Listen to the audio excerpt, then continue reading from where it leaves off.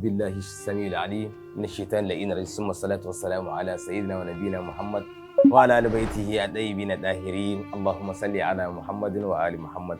Kamar yadda muka gabata a zaman da ya gabata misali da mun ce za mu kawo ma'ana kamar ra'ayuka ne na su malaman shi'a ko kuma su jagorori na malaman shi'a akan waɗanda suke jingina ma in shi'a cewar akwai ƙari a ƙur'ani da yake hannunsa ko kuma rage ko kuma sun ce akwai jirkita a cikin ƙur'ani. Mun kama ganganun wasu ba'adin malamai waɗanda suka gabata kamar yadda muke cewa yayin da zaka taho mutum da ka kalubalanci mutum to sai ka tambayi manyan malamansa akan maganganun da yake tuhumarsa, yayin da suke cewa su ba su da alaka da wannan abin to ba adalci bane ka jingina musu. Yanzu za mu kawo ra'ayin shi ɗaya daga cikin malaman shi wanda suke cewa Sheikh Da'ifa, shine suke cewa misali shine Sheikh Dusi, ɗaya daga cikin yana daga cikin jigajigai na malaman shi'a na duniyar shi'a, shi ma ya magana akan wannan kadiya da ake tuhumar shi'a da shi, sai mu ji menene ra'ayinsa. Shin yana muwafaka da waɗanda suke tuhumar shi'a da cewar akwai wani ƙur'ani ko kuma ƙari a ƙur'ani face ƙur'ani da yake hannun al'ummar musulmi ko kuma yana saba musu? Bar mu ji ra'ayinsa daga cikin littafin shi Sheikh Jafar Subhani wanda ake cewa Ilahiyat. Shi wannan Sheikh Da'ifa din kaga misali ya rasu shekara 460 yau kenan bayan hijira, shekara 460 bayan hijira.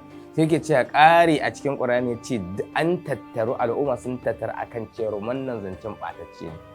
Kaga ɗaya daga cikin malaman shi'a kenan. Waɗanda suke maganan cewar misali ƙari a cikin ƙur'ani to al'umma sun tattara akan wannan maganan ɓatacce ne, ma'ana ba karɓaɓɓe ba ne, ko kuma tawaya a cikin ƙur'ani shi ma wannan maganan sunansa ɓatacce. Ɗaya daga cikin malaman shi'a kenan shine ce bayyananan zance ce mazhabobi na musulmi sun yi saɓani akan haka. Yake ce amma sahihi shine mazhabinmu misali mazhabin shi'a su sun tafi akan menene ba yanda za a yi a samu ƙari a ƙur'ani ko kuma a samu tawaya a ƙur'ani. Wannan shine mazhabin shi'a.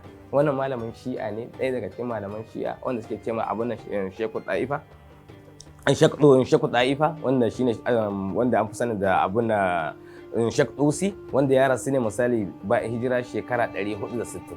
Kaga yake cewa wannan ittifaqi malamai sun ittifaqi ma'ana bangaren shi'a da bangaren sunna a galabiyya mafi yawansu sun tafi akan cewar mai ƙur'anin nan babu ƙari, in ma da ƙari to akwai ruwayoyin da ka rawaito wanda yana buƙatan ka je ka yi nazari a kai ko kuma menene ra'ayin malamai a kai. In ɓangaren shi kake ko a sunna akwai ra'ayin malamanka a kai kafin ka kafa ma al'umma hujja a kai. Kaga yake cewa yadda da ƙarin ko tawaya yace wannan al'amari ne ɓatacci, kaga bara a karɓa ba. To kaga wannan shine ra'ayi wanda ya kamata mutane yayin da zaka taho mutum ka ce ga ra'ayin wani akan kaza, ga malaman su waɗanda suka tattauna akan wannan kadiyan kuma ga ra'ayin su.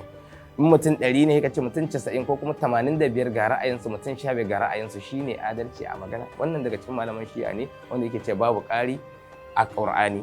Insha Allah za mu takaitu da haka kasantuwar lokaci na hararan mu. Insha Allah wa sallallahu ala Muhammadin wa ali baitihi at-tayyibin at-tahirin. Allahumma salli ala Muhammadin wa ali baitihi at-tayyibin at-tahirin.